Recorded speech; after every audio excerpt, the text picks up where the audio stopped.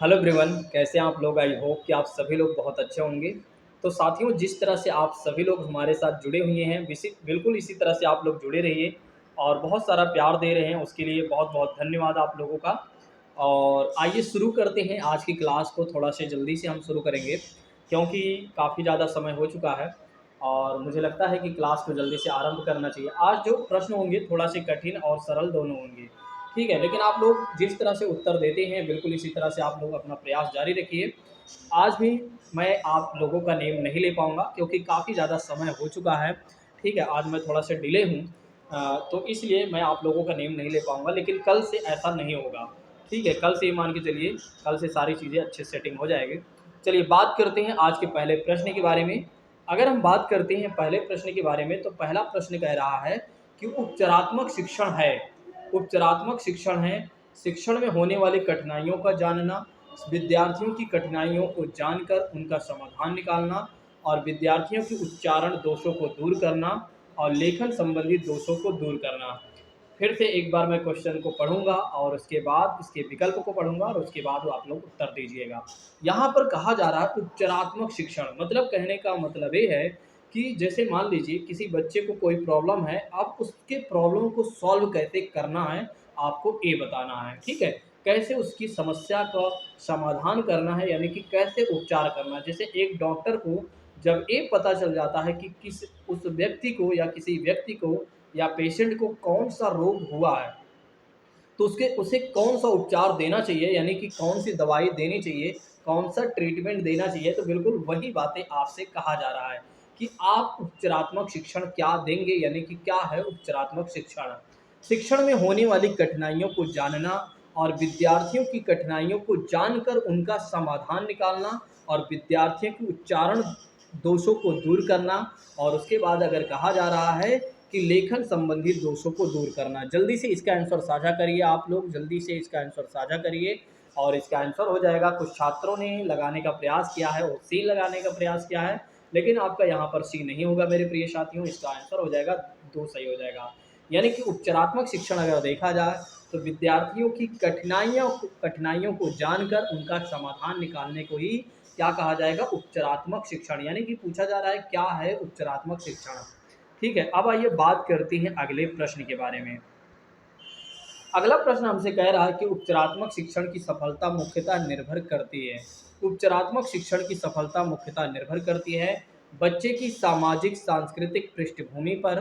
दूसरा ऑप्शन कहता है बच्चों की भाषागत त्रुटियों की सूची बनाने पर। तीसरा ऑप्शन कहता है समस्याओं की पहचान करने पर। एक बार फिर से मैं प्रश्न पढ़ रहा हूँ, आप लोग जल्दी से इसका उत्तर दीजिएगा कि उपचारात्मक शिक्षण की सफलता मुख्यतः निर्भर करती है बच्चों की सामाजिक सांस्कृतिक पृष्ठभूमि पर।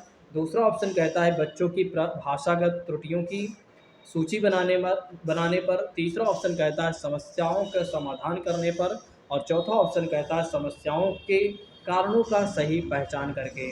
जल्दी से इसका आंसर साझा करिए और बहुत सारे छात्र आंसर देना शुरू कर दिए हैं। बहुत सारे छात्र आंसर देना शुरू कर दिए हैं। बिल्कुल मेरे प्रिय साथियों, जिस तरह से आप लोग आंसर दे रहे हैं बिल्कुल इसी तरह से आप लोग देते रहिए। मुझे लगता है कि इसका उत्तर आप लोग जल्दी से दे चुके हैं। चलिए बात कर लेते हैं इसके आंसर के बारे में। तो इसका आंसर हो जाएगा चौथा, सही हो जाएगा। उपचारात्मक शिक्षण की जो सफलता अगर देखा जाए तो मुख्यतः निर्भर किस पर करती है, समस्याओं के कारणों के सही पहचान करने पर। समस्याओं के कारणों की सही पहचान करने पर क्या होता है, उपचारात्मक शिक्षण के उपचार का सफलता होती है। नेक्स्ट बात करते हैं प्रकाश। ईश्वर को, प्रकाश मतलब एक व्यक्ति है, ईश्वर को ईश्वर कह रहा है, उच्चारित करता है, उसमें कौन सा दोष है। यह प्रश्न जो थोड़ा से कठिन है, लेकिन फिर भी अगर आप चाहें तो इसका उत्तर आप दे सकते हैं। ऑप्शन में कह रहा है कि स्वर लोप है, दूसरा ऑप्शन कहता है कि स्वर भक्ति है और तीसरा ऑप्शन कहता है हड़बड़ाहट है और चौथा ऑप्शन है शीघ्रता है। तो जल्दी से इसका आंसर साझा करिए, जल्दी से इसका आंसर साझा करिए कि क्या आंसर होगा इसका। प्रकाश ईश्वर को ईश्वर उच्चारित करता है। प्रकाश एक बालक है या एक व्यक्ति है जो ईश्वर को ईश्वर कहता है। इसमें कौन सा दोष है, जल्दी से इसका आंसर साझा करिए। कुछ छात्र इसका हड़बड़ाहट लगाना शुरू कर दिए हैं और कुछ छात्र स्वर भक्ति लगाना शुरू कर दिए हैं, ठीक है। जल्दी से इसका आंसर साझा करिए क्या होगा, जल्दी से इसका आंसर साझा करिए। और बहुत सारे छात्रों ने पहला लगाने का प्रयास किया है, जो कि सही भी है। जिन लोगों ने पहला लगाया है वे लोग बिल्कुल राइट हैं, उनका सही है। चलिए अब बात करते हैं अगले प्रश्न के बारे में। अगला प्रश्न आपसे कह रहा है कि रोहिन राजेंद्र को रजिंदर उच्चारित करता है। जो रोहिन एक लड़का है वो राजेंद्र को रजिंदर पढ़ रहा है। इस उच्चारण में कौन सा दोष है? प्रयत्न लाघव दोष है, अन्य भाषाओं का प्रभाव है, क्षेत्रीयता का प्रभाव है, वह नागरिक ध्वनियों से अनभिज्ञ है। जल्दी से इसका आंसर साझा करिए। आज के जो प्रश्न हैं थोड़ा से कठिन लग रहे होंगे, लेकिन कुछ कुछ छात्रों को यह अच्छा लग रहा होगा। सॉरी, कुछ छात्रों को ये सही प्रश्न लग रहे होंगे, उनको लग रहा होगा बहुत ही आसान प्रश्न आज पूछे जा रहे हैं। तो रोहिन राजेंद्र को राजेंद्र पढ़ रहा है। जल्दी से इसका आंसर बता दीजिए आप लोग। तो इसका आंसर जो हो जाएगा, इसका जो आंसर हो जाएगा वो हो जाएगा तीसरा सही हो जाएगा। क्षेत्रीय प्रभाव के कारण, क्षेत्रीयता रीजनल लैंग्वेज की वजह से जो लड़का है रोहिन जो है वो राजेंद्र को राजेंद्र पढ़ रहा है। ठीक है, जैसे कि अगर देखा जाए तो आप चले जाते हैं प्रयागराज साइड। यदि आप प्रयागराज साइड चले जाइए तो वहाँ पर आप देखेंगे तो बहुत सारे ऐसे लोग होते हैं जो कई शब्द को अलग शब्दों से बोलते हैं। तो राजेंद्र को राजेंद्र बोलते हैं। ठीक है, यहाँ पर कौन सी बात है, यहाँ पर कौन सा दोष है? वो है क्षेत्रीयता का प्रभाव है, या किसका प्रभाव है? तो क्षेत्रीयता का प्रभाव है, इस बात को ध्यान रखिएगा। चलिए इसी के साथ बात करते हैं अगले प्रश्न के बारे में कि अगला प्रश्न हमसे क्या कह रहा है। शक्ति को शक्ति कहना किस प्रकार के उच्चारण दोष का उदाहरण है? देखिए आज के जो प्रश्न है थोड़ा से कठिन भले ही लग रहे होंगे, लेकिन आपको थोड़ा से सॉल्व करने में मजा आ रहा होगा। स्वरागम, स्वर भक्ति, स्वर लोप और इनमें से कोई नहीं। जल्दी से इसका आंसर साझा करिए, जल्दी से इसका आंसर साझा करिए। और बहुत सारे छात्र इसका आंसर दे रहे हैं। जल्दी से इसका आंसर साझा करिए कि शक्ति को शक्ति कहना किस प्रकार का उच्चारण दोष है? जल्दी से इसका आंसर बताइए। तो कुछ छात्रों ने बी लगा दिया है, और जो छात्र बी लगाए हैं वे लोग बिल्कुल राइट है। तो अगर देखा जाए तो शक्ति को शक्ति कहता है, तो इस बात को ध्यान रखिएगा, यहाँ पर स्वर संबंधी उससे समस्याएं हैं। चलिए इसी के साथ बात करते हैं अगले प्रश्न के बारे में। अगला प्रश्न हमसे किस प्रकार की अपेक्षाएं कर रहा है? अगला प्रश्न हमसे कह रहा है कि हिंदी भाषा शिक्षण में निदानात्मक परीक्षण का क्या उद्देश्य है? कमजोरियों का पता लगाना, कमजोरियों को दूर करना, उपचारात्मक सुझाव देना, उपरोक्त सभी। बहुत ही अच्छा प्रश्न है। इसका जवाब आप लोग जल्दी से साझा करिए। इसका जवाब आप लोग जल्दी से साझा करिए मेरे प्रिय साथियों। फटाफट आंसर करते चलिए। कुछ छात्रों ने इसका आंसर देना शुरू कर दिया है, कुछ छात्रों ने इसका आंसर देना शुरू कर दिया है। और बहुत अच्छा, जिस तरह से आप लोग सपोर्ट कर रहे हैं उसके लिए बहुत बहुत धन्यवाद। जिस तरह से आप लोग हमारे साथ जुड़े हुए हैं उसके लिए बहुत बहुत धन्यवाद दोस्तों। इसी तरह से आप लोग जुड़े रहिए। यदि आप सभी लोगों को मेरी बातें समझ में आ रही हैं तो जल्दी से यस करिए। और बहुत सारे छात्र जब मैं उनसे कंफर्म करता हूँ तो वे लोग कंफर्म करते हैं, जो कि बड़ी अच्छी आदत है ऐसा करना। ऐसा करते हैं जो लोग। तो हिंदी भाषा शिक्षण में निदानात्मक परीक्षण का उद्देश्य ये होता है कि कमजोरियों का हमें पता लगा लेना चाहिए, और कमजोरियों को दूर भी करना चाहिए, और उपचारात्मक शिक्षण का सुझाव भी देना चाहिए। ठीक है, तो इसलिए ऑप्शन नंबर जो डी होगा वो सही हो जाएगा। चलिए इसी के साथ बात करते हैं अगले प्रश्न के बारे में। अगला प्रश्न हमसे क्या कह रहा है? अगला प्रश्न हमसे कह रहा है कि छात्रों को उपचारात्मक शिक्षण प्रदान करने की सबसे सुगम विधि है। छात्रों को उपचारात्मक शिक्षण प्रदान करने की सबसे सुगम विधि है। पहला ऑप्शन कहता है छात्रों के अधिगम संबंधी दोषों एवं कमजोरियों का निदान करना। दूसरा ऑप्शन कहता है छात्रों की व्यक्तिगत विभिन्नताओं के आधार पर उन्हें विभिन्न समूहों में विभाजित करके उनके लिए शिक्षण की व्यवस्था करना। और तीसरा ऑप्शन कहता है प्रत्येक छात्र के अधिगम संबंधी दोषों का व्यक्तिगत रूप से अध्ययन कर उन्हें दूर करना। और चौथा ऑप्शन कहता है उपरोक्त सभी। थोड़ा सा यह प्रश्न जो है कठिन है और थोड़ा से पेचीदा प्रश्न है, लेकिन फिर भी आप लोग जल्दी से इसका आंसर कीजिए। एक बार ट्राई तो बनता है। जल्दी से इसका आंसर साझा करिए मेरे प्रियजनों, जल्दी से इसका आंसर साझा करिए। और कुछ छात्रों ने इसका आंसर देना शुरू कर दिया है, तो मुझे लगता है कि इसका जवाब मैं दे देता हूँ, उनके समर्थन में मैं चला जाता हूँ। तो इसका आंसर हो जाएगा पहला सही हो जाएगा। एक बार फिर से मैं यहाँ पर टिक करना चाहूँगा। इसका आंसर हो जाएगा पहला सही हो जाएगा कि छात्रों को उपचारात्मक शिक्षण प्रदान करने की सबसे सुगम विधि जो है वो है छात्रों के अधिगम संबंधी दोषों और कमजोरियों का निदान करना माना जाता है। इसी के साथ बात करते हैं अगले प्रश्न के बारे में। कि अगला प्रश्न हमसे क्या कह रहा है। हिंदी भाषा शिक्षण में उच्चारात्मक शिक्षण की विधि निम्न में से कौन सी नहीं है। हिंदी भाषा शिक्षण में उच्चारात्मक शिक्षण की विधि निम्न में से कौन सी नहीं है। अतिरिक्त कक्षाएं, व्यायाम और गोष्ठियां और विशिष्ट अभ्यास। जल्दी से इसका आंसर साझा करिए, यदि आ रहा है तो, नहीं आ रहा है फिर भी एक बार जल्दी से आंसर कीजिए। हिंदी भाषा शिक्षण में उपचारात्मक शिक्षण की विधि निम्न में से कौन सी नहीं है। कुछ छात्र जाने का प्रयास कर रहे हैं, सोच रहे हैं कि मुझे मेरे जो प्रश्न हैं वे गलत हो रहे हैं तो मुझे जाना चाहिए। नहीं छात्रों, जाना नहीं है मेरे दोस्तों। ठीक है, एक बार आप प्रयास करिए इसके बारे में, तो मैं आगे पढ़ाऊंगा ही। तो बात कर लेते हैं इसके आंसर के बारे में। तो इसका आंसर हो जाएगा बी, सही हो जाएगा, इस बात को ध्यान रखिएगा। चलिए बात करते हैं अगले प्रश्न के बारे में। तो अगला प्रश्न हमसे क्या कह रहा है। अगला प्रश्न कह रहा है, हिंदी भाषा शिक्षण में शैक्षिक उपचार का मुख्य उद्देश्य है बच्चों में अच्छी आदतों का विकास करना, शैक्षणिक कठिनाइयों एवं दोषों का निवारण करना और बालकों की अशुद्धियों का निराकरण करना, और उपरोक्त में से कोई नहीं। तो इसका आंसर आप लोग साझा करिए, इसका आंसर आप लोग साझा करिए। जल्दी से आप लोग इसका आंसर बताइए मेरे प्रियजनों। बहुत सारे छात्र लगातार हमारे साथ जुड़ रहे हैं, बहुत सारे छात्र लगातार हमारे साथ जुड़ रहे हैं। बिल्कुल इसी तरह से आप लोग जुड़ते रहिए। तो इसका आंसर क्या हो जाएगा, जल्दी से मैं आप लोगों को बता देता हूँ। हिंदी भाषा शिक्षण में शैक्षिक उपचार का प्रमुख उद्देश्य ये है कि शैक्षिक शैक्षणिक कठिनाइयों एवं दोषों का निवारण करना। तो चलिए बात करते हैं अगले क्वेश्चन के बारे में। बहुत सारे छात्र हमारे साथ जुड़ चुके हैं, उनका नेम मैं ले लेता हूँ। ठीक है, जैसे कि बात करते हैं पूजा साक्या जी के बारे में बात करते हैं, अर्चना जी के बारे में बात करते हैं, डिम्पल जी के बारे में बात करते हैं, रीना जी के बारे में बात करते हैं, अर्चना जी के बारे में बात करते हैं, अर्चना टू जी के बारे में बात करते हैं, और पूजा भारती जी के बारे में बात करते हैं, ललिता जी के बारे में बात करते हैं। ऐसे तमाम हमारे छात्र हैं जो लगातार हमारे साथ जुड़ रहे हैं। ये सभी लोग हमारे साथ लंबे समय से जुड़े हुए हैं और हमारा सहयोग हमारे साथ कर रहे हैं। इसी के साथ बात करते हैं अगले प्रश्न के बारे में। तो अगला प्रश्न कह रहा है कि उपचारात्मक शिक्षण का उद्देश्य है छात्रों की प्रारंभिक त्रुटियों में सुधार करना, छात्रों की ज्ञान संबंधी त्रुटियों को दूर करना, छात्रों में आत्मविश्वास जगाना, और चौथा ऑप्शन कहता है उपरोक्त सभी। जल्दी से इसका आंसर साझा करिए मेरे प्रिय साथियों कि उपचारात्मक शिक्षण का उद्देश्य है छात्रों की प्रारंभिक त्रुटियों में सुधार करना, छात्रों की ज्ञान संबंधी त्रुटियों को दूर करना, छात्रों में आत्मविश्वास जगाना, और इसका आंसर क्या हो जाएगा, उपरोक्त सभी। तो इसका आंसर क्या हो जाएगा, चलिए मैं आप लोगों को बता देता हूँ। इसका आंसर हो जाएगा उपरोक्त सभी। ये सारे उद्देश्य हैं, कहीं ना कहीं इस बात को ध्यान रखिएगा। इसी के साथ बात करते हैं अगले प्रश्न के बारे में। थोड़ा सा प्रश्न जो होगा कठिन होगा और बड़ा होगा।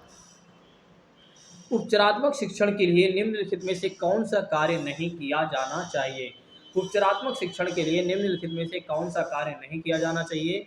सतत एवं व्यापक मूल्यांकन, प्राथमिक स्तर के बच्चों के परीक्षा में फेल होने पर उन्हें अगली कक्षा में प्रोन्नति करने से नहीं रोकना, और तीसरा ऑप्शन कहता है उच्चतर माध्यमिक कक्षाओं में विज्ञान विषय को अलग अलग संख्याओं के रूप में पढ़ाना, और डी ऑप्शन कहता है माध्यमिक कक्षाओं में विज्ञान विषय को संयुक्त रूप से विषय के रूप में पढ़ाना। जल्दी से इसका आंसर साझा करिए, जल्दी से इसका आंसर साझा करिए।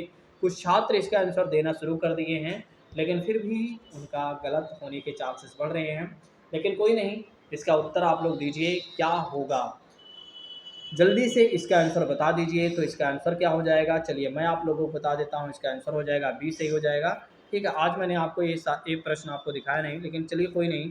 ठीक है, इसका आंसर हो जाएगा। चलिए इसका बताइएगा, ये थोड़ा सा सरल है। उपचारात्मक कार्य होना चाहिए, उपचारात्मक कार्य होना चाहिए प्रत्येक पाठ की समाप्ति पर, प्रत्येक माह, वर्ष में 3 बार, वर्ष में वर्ष में 4 बार। जल्दी से इसका आंसर बताइए आप लोग, क्या होगा इसका आंसर। जल्दी से इसका आंसर बताइए, उपचारात्मक कार्य होना चाहिए। जल्दी से इसका आंसर बता दीजिए, जल्दी से इसका आंसर बता दीजिए।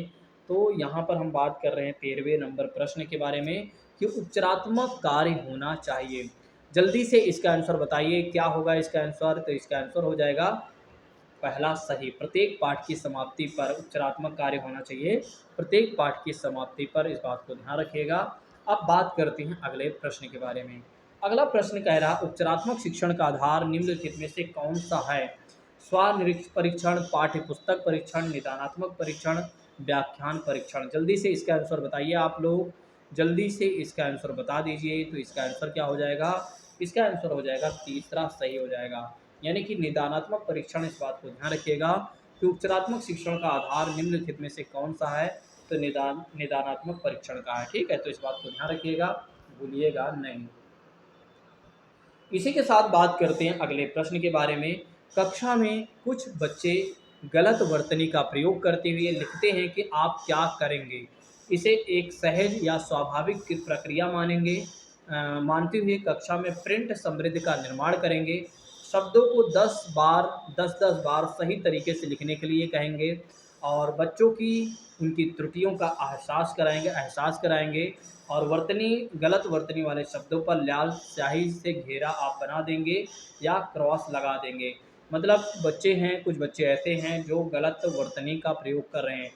ये प्रश्न आपका गलत नहीं होना चाहिए। ये प्रश्न आपका गलत नहीं होना चाहिए, क्योंकि यह जो प्रश्न है आपके कॉमन सेंस पर ही लगेगा। यह जो प्रश्न है आपके कॉमन सेंस पर ही लगेगा, तो मुझे नहीं लगता कि ये प्रश्न आपका गलत होगा। ठीक है, लेकिन फिर भी अगर आप गलत कर रहे हैं तो बिल्कुल गलत नहीं होना चाहिए। चलिए इसके आंसर के बारे में बात करते हैं। तो इसके आंसर कुछ छात्रों ने बी लगा दिया है, कुछ छात्रों ने सी लगा दिया है, कुछ छात्रों ने डी लगा दिया है। ठीक है, तो इसका आंसर जो हो जाएगा पहला सही हो जाएगा। ठीक है, तो इसका आंसर हो जाएगा पहला सही हो जाएगा। ज़्यादातर छात्रों ने इसको ज़्यादा प्रेफर किया है, कुछ छात्रों ने इसको भी प्रेफर किया है। तो मैं तो एक टीचर हूँ, ठीक है, इस आधार पर उन्होंने कहा होगा, लगाया कि मैं एक टीचर हूँ एक तरीके से। और एक टीचर क्या करता है, वो सुधार कम करता है गलत तुरंत। अगर कोई चीज़ें गलत है तो उस पर साइन लगा देना चाहिए, सॉरी गलत का साइन लगा देना चाहिए, उस पर घेरा बना देना चाहिए कि तुम्हारा ये गलत है। ठीक है, उसे हाईलाइट कर देना चाहिए। तो बिल्कुल यदि आप ऐसा सोच रहे थे तो गलत सोच रहे थे। बात करते हैं अगले प्रश्न के बारे में। तो बोलने में कठिनाई अनुभव करने वाले छात्रों को अधिक से अधिक बोलने व पढ़ने का अवसर मिलना चाहिए। ये भी आपके कॉमन सेंस पर ही लगेगा। फिर के बच्चों के छात्रों के मन से भय एवं झिझक की भावना निकालनी चाहिए। बच्चों को छात्रों को बच्चों को अभ्यास के समुचित अवसर उपलब्ध करवाने चाहिए। और उसके बाद हो जाता है इसका आंसर उपरोक्त सभी। जल्दी से इसका आंसर आप लोग बताइए, जल्दी से इसका आंसर आप लोग बताइए। कुछ छात्रों ने आंसर देना शुरू कर दिया है, कुछ छात्रों ने आंसर देना शुरू कर दिया है। तो जल्दी से इसका आंसर बताइए आप लोग, क्या कौन सा होना चाहिए। और कुछ छात्र सही कर रहे हैं, लगातार उनका आंसर आ रहा है कि क्या करना चाहिए यदि किसी को बोलने में कठिनाई है। अब एक कॉमन सेंस पर इसको आप लगा सकते थे और आपने वही किया भी है। तो इसका आंसर हो जाएगा डी सही हो जाएगा, क्योंकि ये सारे अवसर आपको देना चाहिए, तभी बच्चे में जो समस्या है वो ख़त्म हो पाएगी। चलिए बात करते हैं अगले प्रश्न के बारे में। आज ज़्यादा बड़ी क्लास नहीं हो पाएगी, ठीक है, मान के चलिए 20 मिनट की ही क्लास हो पाएगी। मौखिक अभिव्यक्ति के समय में होने वाली त्रुटियों पर बार बार टोकने से क्या होता है? बच्चों की त्रुटियां खत्म हो जाती हैं। बच्चे की त्रुटियों के कारण बच्चे अपने त्रुटियों के कारण को समझ पाते हैं। बच्चे धीरे धीरे खामोश होने लगते हैं। बच्चों के भीतर आत्मविश्वास बढ़ता है। अगर मौखिक अभिव्यक्ति के समय बच्चा अगर कुछ गलत कर रहा है, ओरल एक्सप्रेशन में कुछ गलत कर रहा है, तो बार बार टोकते हैं, तो इससे क्या परिणाम निकल कर आता है? तो इसका आंसर जल्दी से साझा करिए। तो ये भी अगर देखा जाए तो आपके कॉमन सेंस पर ही लगेगा। ये भी अगर देखा जाए तो आपके कॉमन सेंस पर ही लगेगा। तो जल्दी से इसका आंसर बता दीजिए कि मौखिक अभिव्यक्ति के समय होने वाली त्रुटियों पर यदि बार बार टोकते हैं तो इसका रिजल्ट क्या निकलने वाला है। कुछ छात्रों ने कुछ और सोच कर लगा दिया है कि इससे क्या होगा, आत्मविश्वास बढ़ जाएगा यदि आप बार बार गलतियों को टोकेंगे तो। क्या ऐसा सही होगा? नहीं। यहाँ बच्चे की बात की जा रही है, ना कि बड़ों की बात की जा रही है। तो बच्चे क्या होंगे, धीरे धीरे खामोश होने लगेंगे। उनको लगेगा कि मैं तो हमेशा गलत बोलता हूँ, इसलिए मुझे नहीं बोलना चाहिए। तो ऐसा करना बिल्कुल अनुचित माना जाएगा। चलिए बात करते हैं अगले प्रश्न के बारे में। ये प्रश्न थोड़ा सा कम दिख रहा है, इस प्रश्न को देख लेते हैं। भाषा सीखने में जो त्रुटियां होती हैं उन्हें कठोरता से लेना चाहिए, उन्हें जल्दी से दूर किया जाना चाहिए। वे बच्चों की त्रुटियों की ओर संकेत करती हैं, वे सीखने की प्रक्रिया का स्वाभाविक हिस्सा होती हैं और जो समय के साथ दूर होने लगती हैं। तो जल्दी से इसका आंसर आप लोग साझा करिए, क्या होगा? जल्दी से आप लोग इसका आंसर साझा करिए, इसका आंसर साझा करिए। तो भाषा सीखने में जो त्रुटियां होती हैं, इसका आंसर क्या हो जाएगा? जल्दी से आप लोग इसका आंसर बता दीजिए। और कुछ छात्र इसका आंसर दे रहे हैं, कुछ छात्र इसका आंसर दे रहे हैं, तो लगातार कुछ छात्र इसका आंसर दे रहे हैं, तो जल्दी से आप लोग आंसर देते चलिए। चलिए बात कर लेते हैं इसके आंसर के बारे में। अगर देखा जाए तो इसका आंसर क्या हो जाएगा, इसका आंसर क्या हो जाएगा, तो कुछ छात्रों ने बी लगा दिया है, तो बिल्कुल वे लोग सही हैं। ठीक है, तो उन्हें जल्दी से दूर किया जाना चाहिए। आज के लास्ट प्रश्न के बारे में देख लेते हैं। आज का हमारा लास्ट प्रश्न यही होगा। ठीक है, मैंने आपसे बताया है कि आज बड़ी क्लास नहीं हो पाएगी, मंडे तक मान के चलिए ऐसा होता रहेगा। ठीक है, तो राहुल को जब भी कक्षा में उत्तर देने के लिए कहा जाता है तो वह हकलाने लगता है, इसका क्या कारण है? इसका जवाब आप आराम से दे सकते हैं। ये भी आपकी कॉमन सेंस पर ही लगेगा। राहुल जानबूझकर ऐसा करता है ताकि उसे जवाब देना ना पड़े। राहुल को सही उत्तर नहीं पता होता। राहुल की ऐसी आदत ही है। राहुल बड़े समूहों के सामने अपनी बातें कहने में मनोवैज्ञानिक दबाव महसूस करता है। तो इसका उत्तर जल्दी से आप लोग साझा करिए। इसका उत्तर जल्दी से आप लोग साझा करिए। और कुछ छात्रों ने इसका आंसर देना शुरू कर दिया है और ये लोग बिल्कुल सही हैं, जल्दी से आंसर करते चलिए। और कुछ छात्र गलत भी कर रहे हैं, बिल्कुल गलती बर्दाश्त नहीं की जा सकती है। जो ऑनलाइन हमारे यहाँ पढ़े हुए हैं उनको हमने ये सब बहुत अच्छे से पढ़ा भी दिया, उनका रिवीजन भी करवा दिया है। अब यदि उनका प्रश्न गलत हो रहा है तो फिर क्या हमारी गलती है? आप लोग कमेंट करके बताइएगा, क्या ये हमारी गलती है या आपकी? एक बार आप लोग अपनी गलती को स्वीकार कीजिए और इसका आंसर जल्दी से दीजिए। चलिए इसका आंसर हो जाएगा मेरे प्रिय साथियों, डी हो जाएगा। आप लोगों ने डी लगा दिया है तो मैं भी डी लगा देता हूँ। चलिए आज की क्लास को यहीं पर स्थगित करते हैं दोस्तों। ठीक है, मैंने आपसे पहले भी कहा है कि क्लास बड़ी नहीं होगी। ठीक है, तो आज की क्लास को यहीं पर स्थगित करते हैं। Thank you so much. जय हिंद दोस्तों। वैसे क्वेश्चन और भी हैं, ठीक है, जिसके बारे में हम कल बात करेंगे। चलिए एक क्वेश्चन अगर कहें तो फिर बात कर ही लेते हैं। जल्दी से एक बार कमेंट करिए कि क्वेश्चन करना चाहिए कि नहीं, इस प्रश्न को सॉल्व करना चाहिए या नहीं। जल्दी से एक कमेंट करिए आप लोग, फटाफट जल्दी से आंसर करिए। चलिए कुछ छात्रों ने इस पर सहयोग दिया है, कुछ छात्रों ने इस पर समर्थन दिया है, तो इसका एक तरीके से कर ही लेते हैं इस प्रश्न को सॉल्व। नसीरा पढ़ते समय अनेक बार अटकती है और उसे पढ़ने में कठिनाइयाँ होती हैं। उसकी मुख्यतः समस्या संबंधित है पठन अरुचि, बुद्धि लब्धि और डिसलेक्सिया डिस्ग्राफिया। जल्दी से इसका आंसर बता दीजिए। बहुत सारे छात्र इसका जवाब बिल्कुल जल्दी जल्दी देना शुरू कर दिए हैं क्योंकि वे समझ गए हैं कि इसका आंसर क्या होने वाला है। जल्दी से इसका आंसर बता दीजिए। और कुछ छात्रों ने इसका आंसर दे भी दिया है, तो चलिए मैं आप लोगों को बता देता हूँ। इसका आंसर हो जाएगा सी, सही हो जाएगा। ठीक है, डिसलेक्सिया हो जाएगा, इस बात को ध्यान रखिएगा। और आप लोगों ने सही जवाब भी दिया है और इसीलिए आप लोगों ने समर्थन भी दिया था। चलिए इसका आज की क्लास को यहीं पर स्थगित करते हैं। Thank you so much. जय हिंद दोस्तों। Take care all of you. सत श्री अकाल।